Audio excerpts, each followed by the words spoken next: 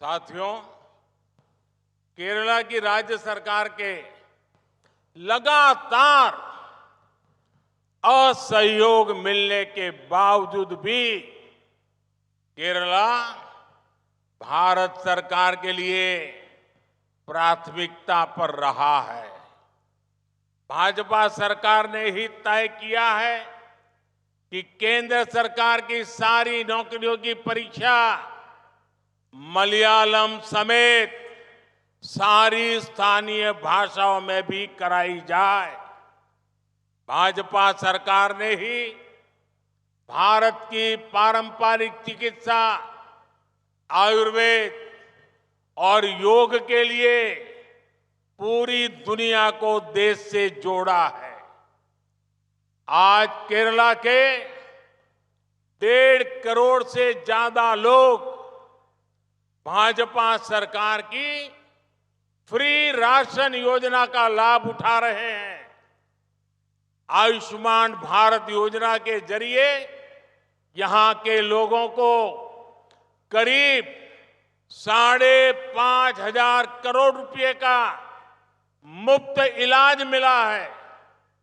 केरला के 36 लाख से अधिक घरों को जल जीवन मिशन के तहत नल से जल की सुविधा मिली है। केरला के 40 लाख किसानों को सम्मान निधि के रूप में सीधी आर्थिक मदद मिली है।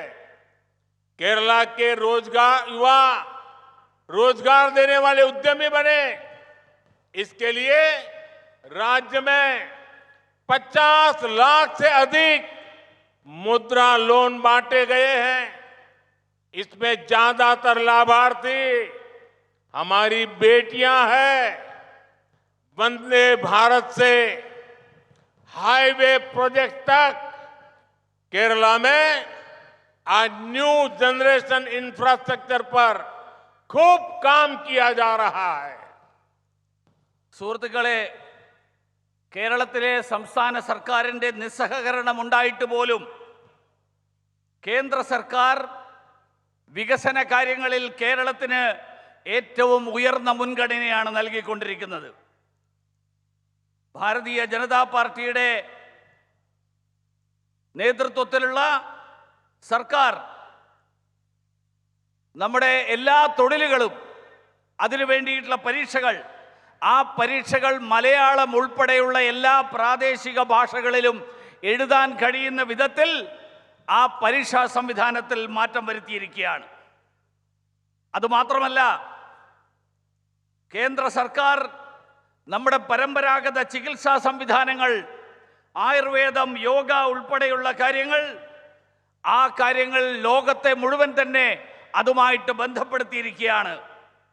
ഇന്ന് കേരളത്തിൽ 1.5 കോടിയിലധികം ആളുകൾ കേന്ദ്ര സർക്കാർ നൽകുന്ന സൗജന്യ ഭക്ഷ്യധാന്യ വിതരണത്തിൻ്റെ പ്രയോജനം ലഭിക്കുന്നവരാണ്. ആയുഷ്മാൻ ഭാരത് പദ്ധതിയിലൂടെ ഏതാണ്ട് 5.5 കോടി ആളുകൾക്ക് 5.5 കോടി രൂപ കേരളത്തിലെ ജനങ്ങൾക്ക് ആയുഷ്മാൻ ഭാരതിൻ്റെ പ്രയോജനം ലഭിച്ചിരിക്കുകയാണ്. കേരളത്തിലെ 36 ലക്ഷത്തിലധികം വീടുകളിൽ ജലജീവൻ മിഷന്റെ ഭാഗമായിട്ട് പൈപ്പ് വെള്ളം ലഭിക്കുന്ന, പൈപ്പിലൂടെ കുടിവെള്ളം കിട്ടുന്ന സംവിധാനം ഉണ്ടായിരിക്കുകയാണ്. കേരളത്തിലെ 40 ലക്ഷത്തോളം കർഷകർക്ക് കിസാൻ സമ്മാൻ നിധിയിലൂടെ സാമ്പത്തിക സഹായം ലഭിക്കുകയാണ്. കേരളത്തിലെ യുവാക്കൾക്ക് തൊഴിലവസരങ്ങൾ സൃഷ്ടിക്കുക, അവർ സംരംഭകരാവുക എന്നുള്ള ലക്ഷ്യത്തോടുകൂടി ഈ സംസ്ഥാനത്ത് 50 ലക്ഷത്തിലധികം മുദ്രാ വായ്പകൾ വിതരണം ചെയ്തിരിക്കുകയാണ്. അതിൽ ബഹുഭൂരിപക്ഷവും നമ്മുടെ സഹോദരിമാർക്കാണ് അതിൻ്റെ പ്രയോജനം ലഭിച്ചിട്ടുള്ളത്. വന്ദേ ഭാരത് മുതൽ വിവിധ ഹൈവേ പദ്ധതികൾ വരെ കേരളത്തിലുണ്ടായിട്ടുള്ള പുത്തൻ തലമുറയിൽപ്പെടുന്ന അടിസ്ഥാന സൗകര്യ വികസനം, ആ സൗകര്യങ്ങൾക്ക് വേണ്ടിയിട്ടുള്ള പ്രവർത്തനങ്ങൾ, ആ പ്രവർത്തനങ്ങളും കേരളത്തിൽ നടന്നിരിക്കുകയാണ്. साथियों, केरला में बीजेपी कभी सरकार में नहीं रही, लेकिन फिर भी हमने केरला के विकास का पूरा प्रयास किया है।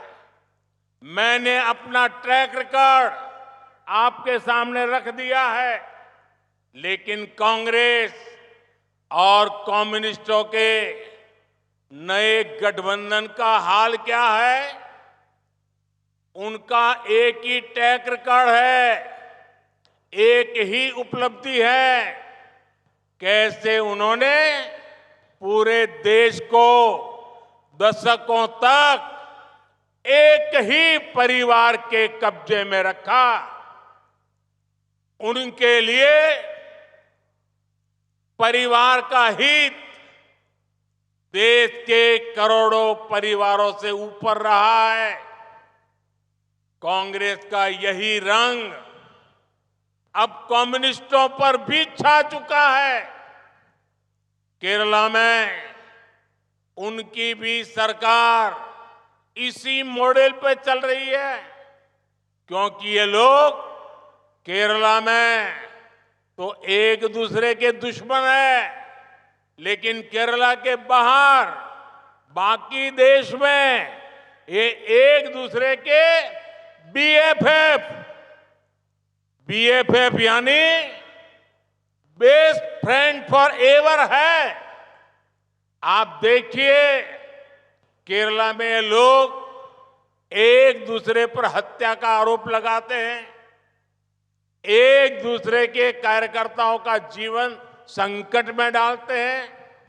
कांग्रेस ने तो कम्युनिस्ट सीएम पर घोटालों के आरोप भी लगाए और उन्होंने फांसीवादी तक बता डाला। जवाब में कम्युनिस्ट सरकार ने कांग्रेस के लोगों पर लाठीचार्ज कराया। कम्युनिस्ट अब कांग्रेस की पिछली सरकारों को घोटालों का जिम्मेदार बता रहे हैं।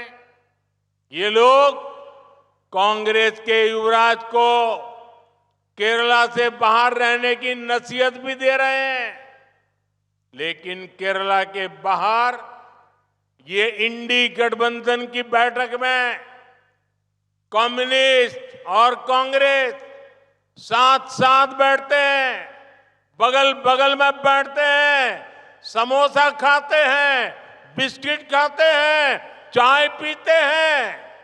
यानी तिरुवनंतपुरम में कुछ और भाषा, दिल्ली में कुछ और बोली।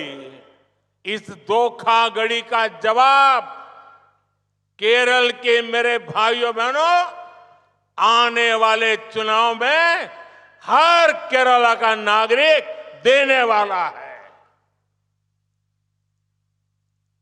സുഹൃത്തുക്കളെ,